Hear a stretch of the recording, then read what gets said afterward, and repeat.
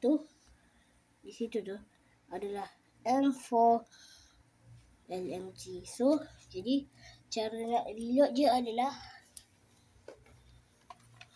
tekan butang kat sini. Angkat. Atau cara biasa je. Angkat ni. Ni untuk airsoft lah. Ni ibis peluru je. Okay. Letakkan peluru. Angkat benda ni sampai ke atas macam ni. Lepas ni dapat lubang. Kita letakkan dalam ni. Sampai je ada. Okay. Lepas tu atas ni kita tutup. Ni tolak je.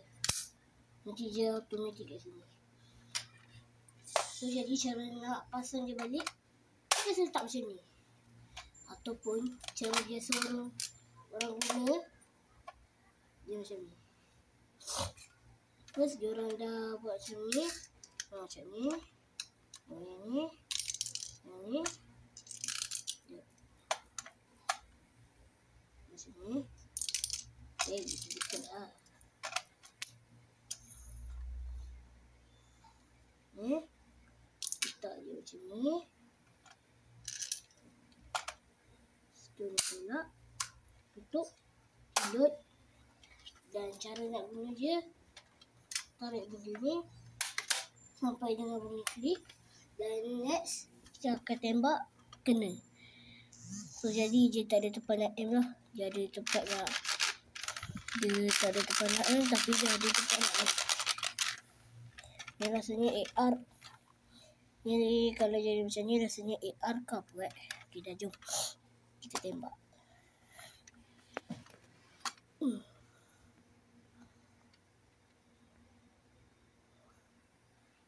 3, 2, 1. Oh, tak ada sangat. So jadi let's second round dalam masa 1, 2, 3. Dia buat peluru je. Okay, dia peluru je. So jadi macam biasa, kat dia macam ni.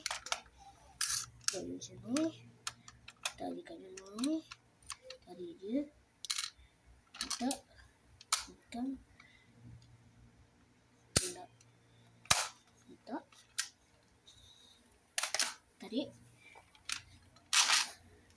Dan now kita akan tembak je.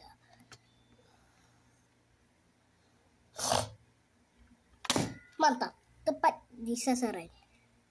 So, jadi itu saja untuk video kali ini. Kalau korang nak benda gun macam ni, korang boleh beli dekat GM kedai 9898 di tingkat 3. So, jadi bye. Assalamualaikum warahmatullahi wabarakatuh. Bye.